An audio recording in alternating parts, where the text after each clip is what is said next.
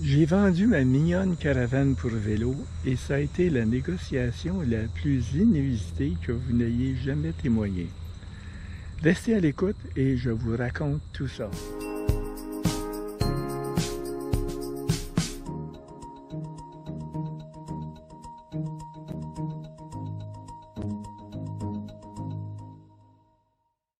C'est la caravane dont je parle, celle qui est petite sur la route et qui se déploie comme un jouet transformable quand j'arrive à mon camping. Ma mignonne est née dans ma salle à manger en 2018 après 2 ans de réflexion, de bricolage, de perte de sommeil et d'essais et d'erreurs. Si vous avez suivi ma chaîne, vous l'avez vu dans la phase de construction et dans de nombreuses vidéos sur les voyages que j'ai faits avec elle. Lorsqu'elle est pliée en mode de déplacement, elle est minuscule, seulement 60 cm de large, 48 de haut et 1,65 m de long. Pourtant, en mode camping, elle s'étend pour fournir 28 pieds carrés d'espace de vie et me fournit une surface plate et uniforme pour mon lit et beaucoup d'espace pour stocker tout ce dont j'ai besoin. Une autre qualité que j'ai aimée chez elle était le fait qu'elle est si facile à remorquer.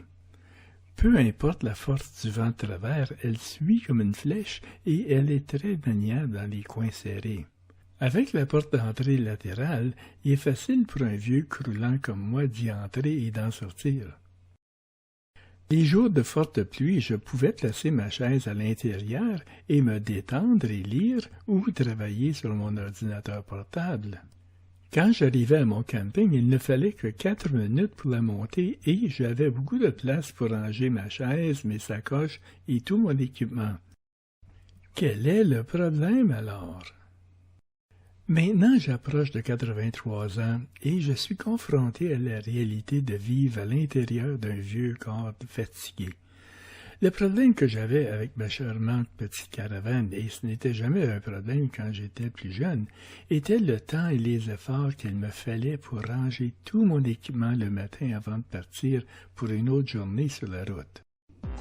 Cela signifiait mettre la nourriture, le réchaud, les poêles et les casseroles, la vaisselle et les ustensiles, la cruche d'eau et les ordures, mon sac de couchage, doublure du sac de couchage, matelas pneumatique, la pompe à matelas pneumatique, l'oreiller, les vêtements, les médicaments, la lampe frontale, la machine CPAP avec son alimentation électrique, son tube respiratoire et son masque, les médicaments, articles de toilette comme le savon, le shampoing, le rasoir, les brosses à dents ainsi que la serviette qui n'avait pas encore eu le temps de sécher, mon ordinateur portable et son bloc d'alimentation, câble USB, souris, lecteur externe, microphone externe d'alimentation pour mes caméras, batteries, lumière et téléphone.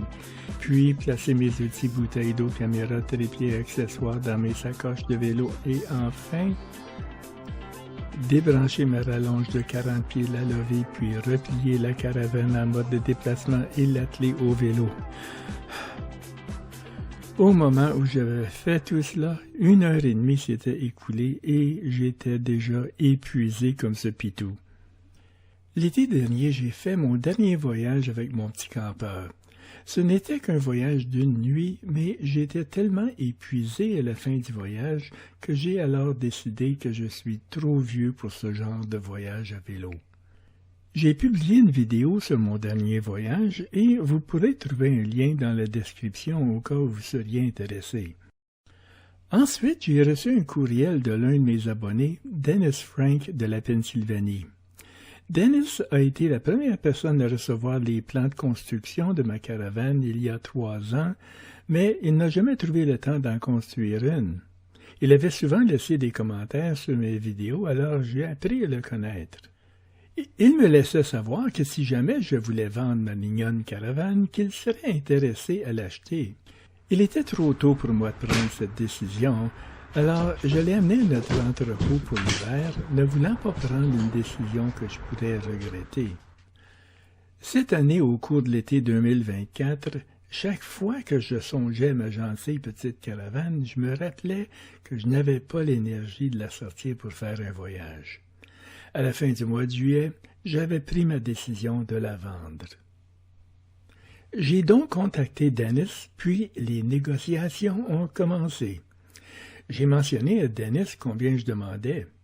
Il a répondu qu'il croyait que je ne demandais pas assez et que lui avait prévu un budget pour le double de ce montant. Et il a dit que même cela n'était pas beaucoup pour toute la planification, le temps de construction et les tests que j'avais faits. J'ai répondu que mon prix était ferme et non négociable, et je l'ai expliqué de la façon suivante. Je ne m'attends pas à ce que toi ni personne d'autre d'ailleurs paie la facture pour mon temps et mes efforts. Je n'ai jamais entrepris ce projet pour gagner de l'argent. Le temps et le travail que j'ai mis faisaient partie du processus créatif et m'ont apporté beaucoup de plaisir. Donc, nous avions un accord. Puis Dennis s'est rendu à Gatineau pour chercher ma mignonne. Il a passé du temps à examiner la caravane et à l'essayer.